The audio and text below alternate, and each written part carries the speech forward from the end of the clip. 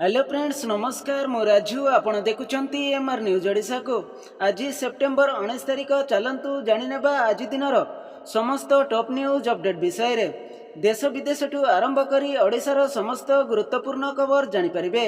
सेतिपई आपणको अनुरोध वीडियो को शेष जाए देखंतु एवं चैनल रे प्रथम थर पई विजिट करुतिले लाइक करंतु शेयर करंतु सब्सक्राइब करी पाखरे आसुतिबा बेल आइकन को दबाई ऑल नोटिफिकेशन को ऑन करी रखंतु जहाद्वारा आज दिनर समस्त गुरुत्वपूर्ण खबर आम चैनल माध्यम सर्वप्रथमे पाइपारे।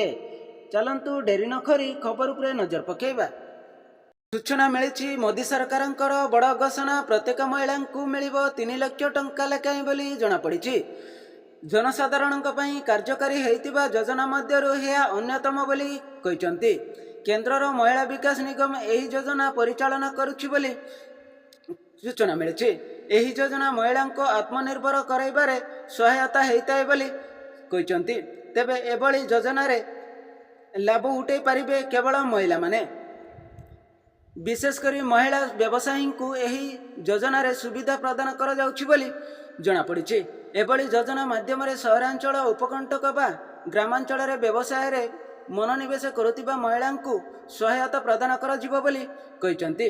यह द्वारा सेमानंक पारिवारिक आय वृद्धि पाइबा सह सेमानंक जैनव शैली रे विकास होइबो बोली खबर मिली।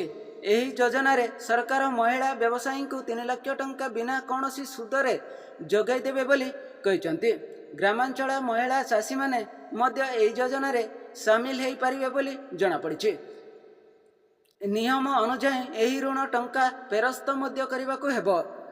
यही योजना रे महिला को केवल ऋण जोगाई दिया जाउ नहीं बरं यही योजना रे कौनसी निर्दिष्ट व्यवसाय करने को चाहूथिबा महिला को तालीम मध्य प्रदान करा जिवो बोली सूचना मिली। एथिपाई आवेदनकारी को कौनसी बंधक रखा पड़िबो नहीं। ऋण पाई बैंक कौनसी शुल्क मध्य आदाय करि परिबो नहीं बोली निर्देश देइचंती। यही योजना रे शामिल हेबाकू हेले परिवार आय 1,50,000 टंकारु किंबा ताटारु कम एबा आवश्यक। तेबे विभिन्न क्षम महिला क्षेत्र में आय सीमा निर्धारण करी नांती केंद्र सरकार।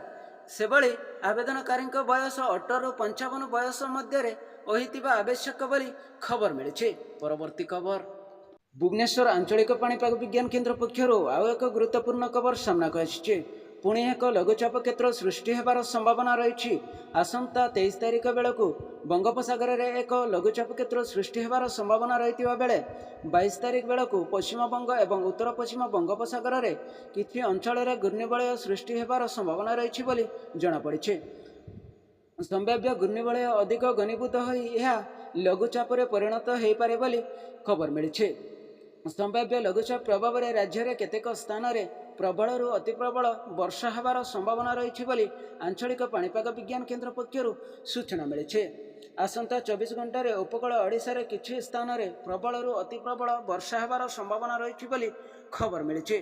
परवर्ती खबर अग्निवीरंक उपरे अमित शाह बड़ घोषणा चाकरी पई देले एही ग्यारंटी। हरियाणा विधानसभा निर्वाचन को दृष्टि रखी राज्यर समस्त राजनैतिक दल प्रचार अभियान सीमार पहुंची बोली जनापड़ी। यही समय केंद्र गृह मंत्री तथा बीजेपी नेता अमित शाह आज साधारण सभा संबोधित करछंती बोली खबर मिली। यही रैली रे अमित शाह अग्निपथ योजना विषय रे एक बड़ घोषणा करछंती बोली जनापड़ी। रैली रे केंद्र गृह मंत्री अमित शाह कहछंती जे अग्निपथ योजना माध्यम विरोधी राहुल गांधी एवं उड़ा परिवार देशर सैनिक मानक द्वंद्व पकाउछंती बोली कहछंती।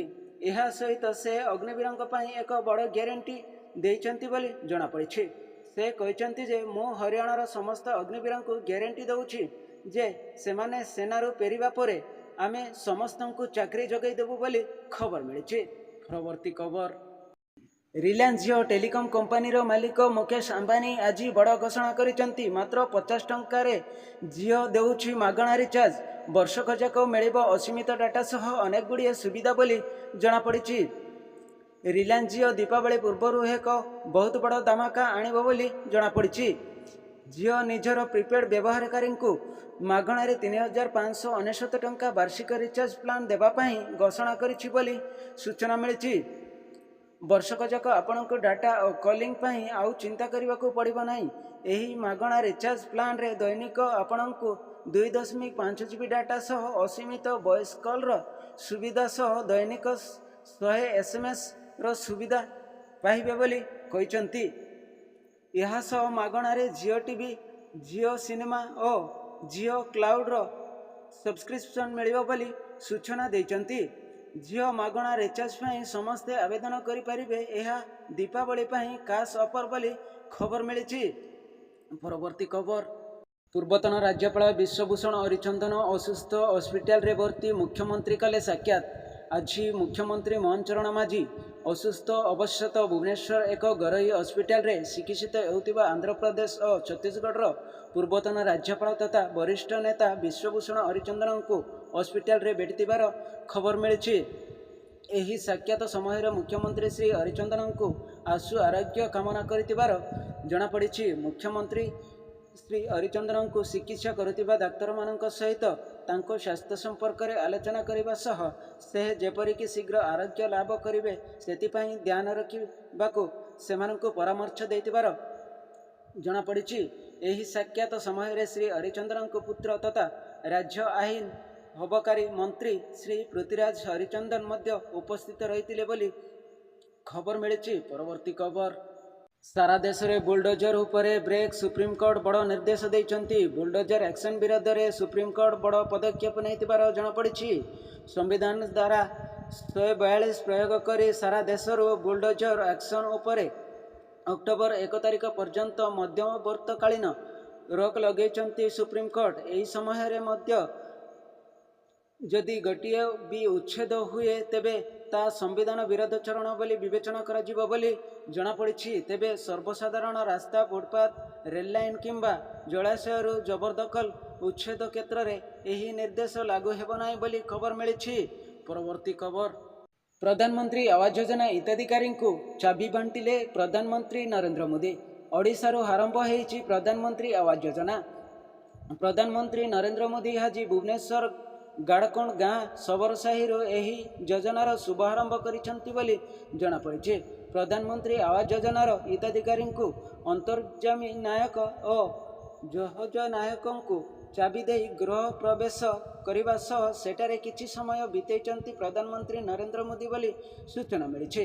ଏଥିସହ ଶବରସାହିର 34 ଜଣ ହିତାଧିକାରୀଙ୍କୁ ଭଲମନ୍ଦ ବୁଝିବା ସହ ସେମାନଙ୍କ ସହିତ ସରକାର ଜନହିତକାରୀ ଯୋଜନା ସମ୍ପର୍କରେ ଆଲୋଚନା କରିଛନ୍ତି ବୋଲି ଖବର ମିଳିଛି। ପରବର୍ତ୍ତୀ ଖବର, ସ୍କୁଲରେ ବାଧ୍ୟତାମୂଳକ ହେବ ଟ୍ୟାବ୍ ବ୍ୟବହାର। ଏଣିକି ଆଉ କାଗଜ କଲମରେ ରହିବନି ତଥ୍ୟ ବୋଲି ଜଣାପଡ଼ିଛି। ସବୁ ରହିବ ଅନଲାଇନ ମାଧ୍ୟମରେ। ପିଲାଙ୍କ ଉପସ୍ଥାନଠୁ ଆରମ୍ଭ କରି ଆର୍ଥିକ କାରବାର ସମ୍ପର୍କିତ ସବୁ ତଥ୍ୟ ସିଧା ଅନଲାଇନ ମାଧ୍ୟମରେ ଅପଲୋଡ଼ ହେବ ବୋଲି ଖବର ମିଳିଛି। ସ୍କୁଲରେ ଟ୍ୟାବ୍ ବ୍ୟବହାର କରାଯାଇ ସମସ୍ତ କାର୍ଯ୍ୟକ୍ରମ ତଥ୍ୟ ଡିଜିଟାଲ ମାଧ୍ୟମରେ କରାଯିବ ବୋଲି ଜଣାପଡ଼ିଛି। ସମସ୍ତ ଶିକ୍ଷା ଅଧୀନରେ ଏହାକୁ କାର୍ଯ୍ୟକାରୀ କରିବା ପାଇଁ ବିଦ୍ୟାଳୟ ଓ ଗଣଶିକ୍ଷା ବିଭାଗ ପକ୍ଷରୁ ଏକ ବଡ଼ ନିଷ୍ପତ୍ତି ନିଆଯାଇଛି ବୋଲି ଜଣାପଡ଼ିଛି। ଆସନ୍ତା 21 ତାରିଖ ହେବାକୁ ଯାଉଥିବା ଚତୁର୍ଥ ମାସିକ କ୍ଲଷ୍ଟର ସ୍ତରୀୟ ବୈଠକରେ ଏକ ସଂକ୍ରାନ୍ତରେ ବ୍ୟାପକ ଆଲୋଚନା କରିବ ବୋଲି ଜଣାପଡ଼ିଛି। ଜ୍ଞାନ ଓ କୌଶଳ ବୃଦ୍ଧିରେ ଏହା ସହାୟକ ହେବ। ସୂଚନାଯୋଗ୍ୟ, ସମସ୍ତ ସ୍କୁଲକୁ ଟ୍ୟାବଲେଟ୍ ବଣ୍ଟନ କରାଯାଇ ଶିକ୍ଷକଙ୍କୁ ପାଠ ପଢ଼ାଇବା ପାଇଁ ଟ୍ୟାବ୍ ବଣ୍ଟନ କରାଯାଇଥିବା ବେଳେ ସ୍କୁଲ ସମସ୍ତ ତଥ୍ୟ ଓ କାର୍ଯ୍ୟକ୍ରମକୁ ଏହା ମାଧ୍ୟମରେ ଷ୍ଟୋର କରିବାକୁ ନିର୍ଦ୍ଦେଶ ଜାରି କରାଯାଇଥିବାର ଖବର ମିଳିଛି। ପରବର୍ତ୍ତୀ ଖବର, 3 ମାସ ବିତିଲାଣି ପାଣ୍ଡିଆନଙ୍କ ଇକୋସିଷ୍ଟମରୁ ବାହାରି ପାରୁନାହାନ୍ତି ମୋହନ ସରକାର। ବିଜେଡିର 24 ବର୍ଷ ଶାସନକୁ ଧ୍ୱଂସ କରି ରାଜ୍ୟବାସୀ ବିଜେପି ସପକ୍ଷରେ ଜନାଦେଶ ଦେଲେ ବୋଲି ଜଣାପଡ଼ିଛି। ମୋହନ ଚରଣ ମାଝୀଙ୍କ ନେତୃତ୍ୱରେ ବିଜେପି ରାଜ୍ୟ ସରକାର ଗଢ଼ିବାର 3 ମାସ ସରିଗଲାଣି, କିନ୍ତୁ ଏବେ ବି ବିଜେଡିର ସର୍ବେସର୍ବା ବିକେ ପାଣ୍ଡିଆନଙ୍କ ଇକୋସିଷ୍ଟମରୁ ପ୍ରଶାସନକୁ ବାହାର କରି ପାରିନାହାନ୍ତି ବୋଲି ଜଣାପଡ଼ିଛି। ରାଜ୍ୟ ସରକାରଙ୍କ ପ୍ରମୁଖ ବିଭାଗ ଗୁଡ଼ିକ ଏବେ ବି ପାଣ୍ଡିଆନଙ୍କ ଖାସ୍ ସହଯୋଗୀମାନଙ୍କ ପାଖରେ ପୂର୍ବଭଳି ପଡ଼ି ରହିଥିବାର ସୂଚନା ମିଳିଛି।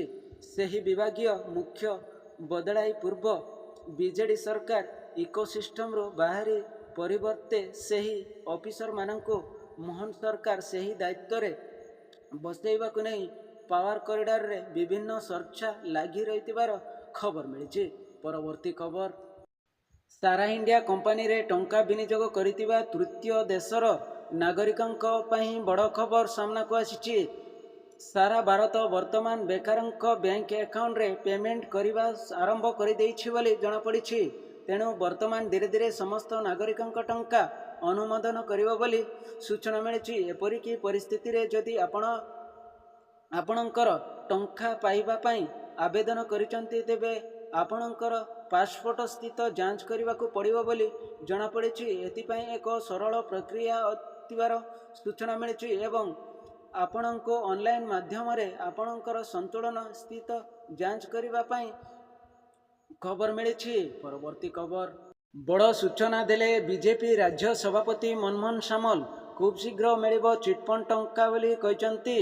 ଏନେଇ ପ୍ରେସ୍ ମିଟ୍ କରି ବଡ଼ ସୂଚନା ଦେଇଛନ୍ତି ଭାଜପା ରାଜ୍ୟ ସଭାପତି ମନମୋହନ ସାମଲ। ମୋହନ ସରକାରଙ୍କୁ ଆସନ୍ତାକାଲି 100 ଦିନ ପୂରିବାକୁ ଯାଉଛି।